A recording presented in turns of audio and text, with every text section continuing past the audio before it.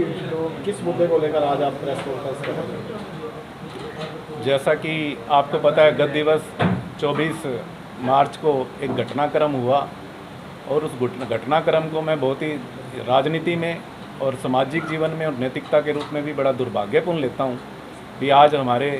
राजनीतिक स्तर भाजपा सरकार का और भाजपा जजपा का इतना गिर गया है कि वो अपने प्रतिनिधियों को लेने से पहले ये भी नहीं देखते कि जनता के अंदर उनका क्या प्रचार हुआ है और कैसे वो लोग उनको टिकट दे रहे हैं। जैसा कि गत दिवस आपको पता है 24 तारीख को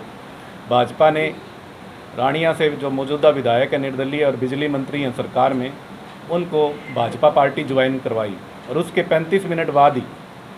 सभी चीज़ें खोते हुए इन्होंने अपना जनाधार तो जनता के अंदर खो ही दिया है, साथ में एक संविधान को भी नीचा दिखाने की कोशिश की गई है। उसके 35 मिनट बाद ही इन्होंने उनको अपना हिसार लोकसभा से प्रत्याशी बना दिया,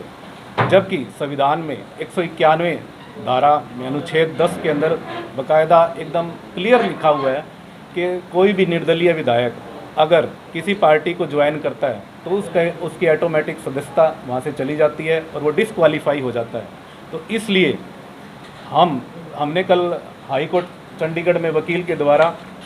माननीय स्पीकर साहब से एक पिटीशन दायर की है और इस याचिका में हमने इस याचिका की कॉपी आप सबको दी है। इस याचिका में हमने स्पीकर साहब से आग्रह किया है कि आप जल्द से जल्द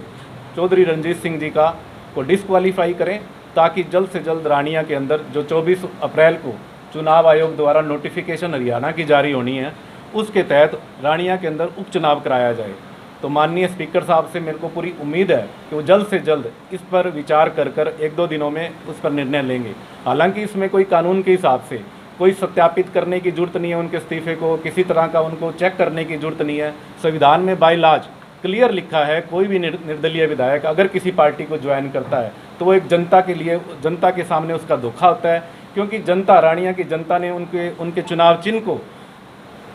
का बटन दबाकर उनको विधायक चुना था, ना कि भाजपा का बटन दबाकर विधायक चुना था। इसलिए जनता के साथ भी धोखा उन्होंने किया है और भाजपा के साथ तो वो कर ही रहे हैं। और सबसे बड़ी बात, मैं उस निर्दलीय विधायक के बारे में भी जानता हूं कि उनके अंदर इतनी भी नैतिकता नहीं बची भी 35 सालों बाद उन्होंने एक स्वतंत्रता सेनानी अपने पिताजी की फ़ोटो लगाकर जनता को बहकावे में लेकर रानिया की जनता के वोट हासिल करे और 35 साल बाद 8 चुनाव हारने के बाद वो इतने सालों बाद विधानसभा में पहुंचे तो अपने 5 साल भी पूरा कर नहीं पाए, और जिस कारण रानिया की विधानसभा की सीट स्पीकर साहब से मेरा दोबारा भी आग्रह है और हम पिटीशन वकील साहब भी हमारे आगे जिरह करते रहेंगे। हमें लगता है 2-3 दिन में ही हो जाएगी और मैं फिर चुनाव आयोग में भी हम एक दस्तखत देंगे ताकि जल्द से जल्द रानिया में उपचुनाव कराया जाए।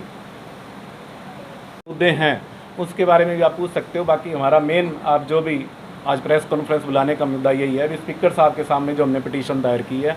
उसका मेन कारण है भी डिसक्वालिफिकेशन हम इस विधायक की चाहते हैं, जो जल्द से जल्द स्पीकर साहब अपना निर्णय लेके उन्हें डिसक्वालीफाई करें। अगर स्पीकर साहब कोई निर्णय नहीं लेते तो उसके बाद आप क्या कार्रवाई करेंगे? देखिए, स्पीकर साहब को मैं जितना जानता हूँ वो संविधान के अनुरूप कार्य करते हैं और मेरा मानना है 1-2 दिन में वो डिसीजन लेके, क्योंकि कानून के अंदर स्वरूप रूप से एक स्पष्ट क्लियर एक लाइन लिखी हुई है, क्लॉजम ला 10 नंबर है, जो कि कोई भी निर्दलीय विधायक अगर